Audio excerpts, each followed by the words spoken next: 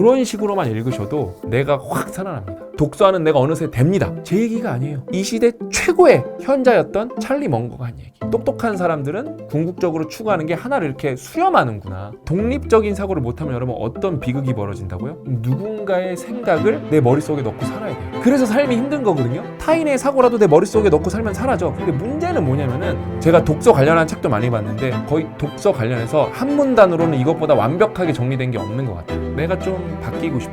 나도 인생에 어떤 좀 전환점을 만들어 보고 싶어. 근데 내가 좀 구체적인 목표가 없어. 그런 분들은 일단은 제가 여러분 이 책을 읽으면서 5000% 확신이 더 든 게 있는데 뭐냐면은 독서예요, 독서. 제가 왜 이렇게 확신이 들었는지 오늘 읽어드리는 부분에 자세하게 설명이 나오거든요. 그래서 책을 읽기 전에 내가 좀 바뀌고 싶어. 나도 인생에 어떤 좀 전환점을 만들어 보고 싶어. 어떤 계기가 있었으면 좋겠어. 이런 분들은 근데 내가 좀 구체적인 목표가 없어. 그런 분들은 일단은 먹고 사니즘 때문에 해야 될 일들이 있거든요. 그거 하시면서 남는 시간에 그 다음에 평소에 어떤 패시브한 일들이 있어요. 내가 시간을 죽이기에 하는 일들. 그런 거 대신에 독서를 해보세요.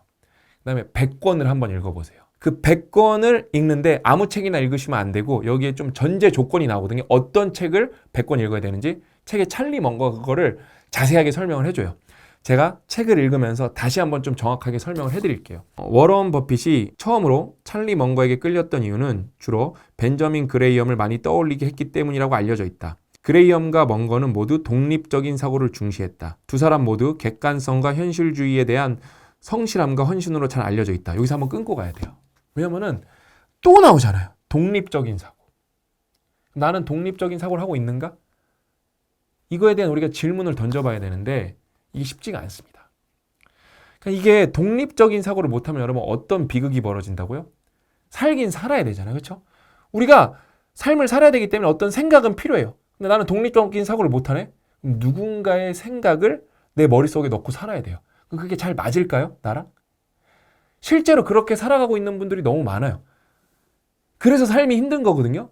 그러니까 내가 힘든 이유는 여러 가지가 있을 거예요. 근데 그 비극의 뿌리에는 독립적인 사고를 못하는 게 있거든요. 이게 진짜 너무 슬픈 일이에요. 그러니까 또 어떻게 사라져. 타인의 사고라도 내 머릿속에 넣고 살면 사라져. 근데 문제는 뭐냐면은 그 다른 사람은 그 생각을 할 때 여러분을 고려하지 않았다는 거예요. 이게 제가 너무 중요해서 지난 영상에도 설명을 해드린 거고 이번 영상에서도 그 얘기가 또 나와서 또 강조를 하는 거고 제가 이 워렌 버핏 웨이가 왜 인생책이 됐냐면은 그냥 뭐 자본주의뿐만 아니라 그냥 인생 철학 전반에 대해서 이 찰리 먼거와 진짜 워런 버핏은 그 지혜의 끝, 그 궁극적 끝까지 가본 사람들이에요. 그 다음에 그게 단순히 어떤 지식의 측면에서만 머문 게 아니라 그거를 실행을 통해서 결과로 만들어내서 500만 프로라는 전설적인 수익을 만들어낸 거예요. 그 기록은 안 깨질 수도 있습니다. 인류가 1000년, 2000년 더 살아가도 그 기록은 안 깨질 수도 있어요. 왜? 그냥 현자가 2명이나 끊임없이 반성적 사고를 하면서 토론을 하면서 만들어낸 결과예요. 근데 그럼 그들이 이걸 어떻게 만들어냈는지 이게 설명이 이제 쭉 나오거든요. 한번 끝까지 들어보세요. 그리고 두 사람 모두 역사, 문학, 과학의 조예가 깊은 다독가였다. 책을 많이 읽었다는 거죠. 그레이엄은 고전을 선호했지만 먼거는 수백 권의 전기를 탐독했다. 또한 그레이엄과 먼거는 모두 벤저민 프랭클린을 존경했고 평생 학습의 중요성을 깊이 받아들였다. 그러면서 제가 이제 문단을 건너뛸 건데 여기 읽을 때는 제가 가제본 읽을 때 막 별표를 막 진짜 책 찢어지게 했어요. 진짜 지금 읽으면서도 되게 뭐라 그럴까? 울림이 오는데 찰리 먼거의 방대한 지식의 원천을 깊이 탐구하면 세 가지 뚜렷한 핵심 요소를 발견할 수 있다. 첫째는 세상에 대한 지혜의 추구이고 둘째는 실패에 대한 연구이며 셋째는 합리성을 받아들이는 도덕적 책무이다. 미쳤어. 세 번째 문장은 제가 조금 다시 리프레이징을 해드리고 싶은 게 그러니까 내가 공부를 했어. 실패를 연구하는 건 뭐예요? 피드백이에요. 그래서 공부한 걸 완성시켰어. 그래서 뭐라고 써 있어요? 합리성을 받아들이는 도덕적 책무라는 게 뭐냐면 여러분 이걸 다르게 조금 풀이하면은 100% 일치하진 않겠지만 실행을 하는 거예요. 결국에는 합리성을 받아들인다는 거는 여러분 합리적으로 행동을 하는 게 합리성을 받아들이는 거예요. 그러니까 이거 보면서 저는 또 운 좋게 예전에 어렸을 때 대학생 시절에 근데 대학원 시절에 삼성의 한 부사장님이 멘토링을 해주셨는데 그분이 굉장히 똑똑한 분이었어요. 그분이 그때 60대셨을 거예요. 근데 그분도 비슷한 얘기를 했어요. 나는 내가 세상을 이해하는 지혜의 경지를 더 높이고 싶은 게 나의 유일한 목적이다. 그게 연결이 되니까 그래, 이 똑똑한 사람들은 궁극적으로 추구하는 게 하나를 이렇게 수렴하는구나. 이렇게. 저는 이게 너무 진짜 이거 읽으면서 너무 행복했고, 그러면서 앞에서 어떤 위인이 나왔죠? 벤저민 프랭클린이 나왔잖아요. 제가 그 한 대목 읽어드릴게요. 프랭클린의 비전은 훨씬 더 넓었다. 이게 프랭클린이 1749년에 쓴 소책자에 나온 내용이거든요. 근데 여러분 한번 보세요. 프랭클린의 비전은 더 넓었다. 그들은 젊은이들이 비즈니스와 정부에서 리더십을 발휘할 수 있도록 교육하는 것이 중요하며 이를 위해서는 여러 학문 분야를 접해야 한다고 믿었다. 또한 이러한 교육이 당시 대부분의 대학 캠퍼스를 지배하는 상류층만이 아니라 노동계급의 학생들에게도 제공돼야 한다고 확신했다. 여기서 우리는 두 가지를 볼 수가 있어요. 그냥 넘어가면 안 돼요. 자, 이게 1749년에 나온 내용인데 지금 우리나라 내용에 맞죠? 여러분, 진리는 바뀌지 않는다는 거예요. 사실 우리나라에 이 정도 얘기를 하는 지식인이 얼마나 있고, 지식인이 아니죠. 어떤 리더가 얼마나 있을까? 우리 아이들이 교육이 필요한데 이 친구들이 나중에 정부나 잘 먹고 잘 사는 게 아니라 비즈니스에서 리더십을 발휘할 수 있도록 우리는 교육을 해야 된다.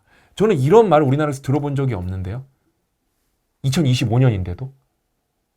미국이 그러니까 얼마나 앞서가는지. 그러면 우리도 배울 수가 있잖아요. 더 중요한 건 이걸 놓치시면 안 돼요. 그냥 혼자 읽으셨으면 놓치셨을 수도 있을 텐데 뭐예요? 당시에 교양 교육을 공부하는 거는 누구만의 영역이었어요? 상류층만이 할 수 있던 거였어요. 그러니까 지금은 누구나 자연스럽게 책을 읽을 수 있잖아요. 그렇죠? 여러분, 그러면은 그 당시에 책을 읽는 가치랑 지금 읽는 책 가치랑 분명히 변한 점은 있을 거예요. 근데 그게 얼마나 변했을까요? 그 본질은 변하지 않았어요. 근데 이걸 누구만 했었다?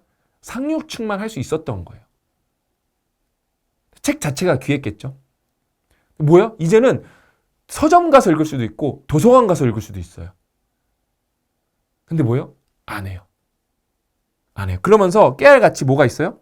여러 학문 분야를 접해야 한다고 믿었다. 그래서 책을 100권 읽을 때 첫 번째 조건이 나왔어요. 그러니까 교양을 쌓는다는 거는 두루두루 알아야 돼요. 그래서 과학책도 읽으셔야 되고요. 여기도 나오잖아요. 두 사람 모두 역사, 문학, 과학에 조예가 깊었다. 과학은 기술도 포함하겠죠. 요즘으로 따지면요. 그렇죠? 그레이엄이랑 먼 것 둘 다 똑같이. 그래서 교양을, 지식의 탐색이라는 거는 두루두루 읽으셔야 돼요. 뭐 우주 관련 책도 하나 읽으셔야 되고요. DNA 관련 책도 하나 읽으셔야 되고요. 미국 역사도 읽으셔야 되고요. 영국 역사도 한번 보셔야 되고요. 그다음에 뭐 퓨처 셀프 같은 책도 보셔야 되시고요. 그다음에 심리학 책도 보셔야 되시고요. 그거를 이제 먼거가 완벽하게 정리해 줍니다. 여러분, 제가 준비 잘해왔죠? 벤저민 프랭클린의 사고 습관에서 찰리 먼거의 세속적 지혜를 성취하려는 초점까지 연결된 흐름을 볼 수가 있다. 먼거에 따르면 세속적 지혜를 얻기 위해 모든 학문 분야의 전문가가 될 필요는 없다. 우리가 필요한 것은 각 학문에서 주요한 정신적 모델에 대한 기본적 이해일 뿐이다. 그렇게 하면 투자에 필요한 교양 교육을 효과적으로 갖출 수 있고 먼거가 롤라팔루자 효과라고 말한 현상을 누리게 된다. 여기 롤라팔루자 효과는 저도 처음 들어본 건데 여기 주석에 써 있거든요. 제가 읽어드릴게요. 롤라팔루자 효과란 찰리 먼거가 자주 강조한 개념으로 여러 가지 심리적, 경제적 요인이 동시에 작용하면서 그 영향력이 단일 요인의 힘보다 훨씬 커지는 현상이다. 뭐죠? 시너지죠. 그러니까 이게 뭐냐면은 복잡 개를 만들고 거기서 창발을 만들어내라는 거야. 비선형적 결과를. 찰리 먼거가 뭐래서 두루두루 읽어야 된다. 그러면서 이걸 다 완벽하게 이해할 필요는 없다. 대신에 핵심은 알고 있어야 된다. 저는 제가 독서 관련한 책도 많이 봤는데 거의 독서 관련해서 한문단으로는 이것보다 완벽하게 정리된 게 없는 것 같아요. 그래서 저는 여러분들이 뭔 책을 읽어야 되는지 모른다. 한번 저는 워런 버핏 웨이부터 읽어보셨으면 좋겠고, 나는 독서 초보다. 그런 분들은 퓨처 셀프나 마음의 기술 이런 책 읽어보시면 좋죠. 왜냐면 그건 특강이 있기 때문에. 왜냐면은 책을 지금 성인들은 1년에 한 권을 보지 않는 사람이 60에서 70%예요. 그래서 여러분들이 막상 책을 펴셔도 이게 읽기가 보통 힘든 게 아닙니다. 그런 분들은 그건 당연한 거예요. 근데 뇌는 가소성이 있다 없다? 있다. 그래서 자꾸 읽으면 독서하는 내가 어느새 됩니다. 그래서 저는 이 과정을 너무 많이 봤어요. 맨 처음엔 힘들어요. 왜냐면 유튜브는 가만히 있어도 떠먹여주는 구조고, 유튜브를 이렇게 보면서 이거 남겨야지 하면서 보는 분들은 의외로 없어요. 시간을 죽이려고 보는 거지, 웃으려고 보는 거지. 독서는 남기려고 보는 거잖아요, 그렇죠? 당연히 즐거움의 목적으로 보는 것도 있겠지만 남기려고 보는 건 여러분 서평도 써보시고, 서평이 쓰는 게 어려우신 분들은 밑줄 친 거 뭐 블로그 같은 데 옮겨 적어서 기록도 남겨보시고, 그 다음에 그런 것들을 한 몇 달 있다 다시 한번 보시고, 그러면 다시 새롭게 보이거든요. 그 다음에 밑줄 친 부분만 재독을 하시고, 이런 식으로만 읽으셔도 내가 확 살아납니다. 100권 읽으면 무슨 효과가 나타난다? 롤라팔루자 효과가 나타난다. 제 얘기가 아니에요. 이 시대 최고의 현자였던 찰리 먼거가 한 얘기예요. 꼭 100권 읽어보셨으면 좋겠습니다. 제가 응원하도록 하겠습니다.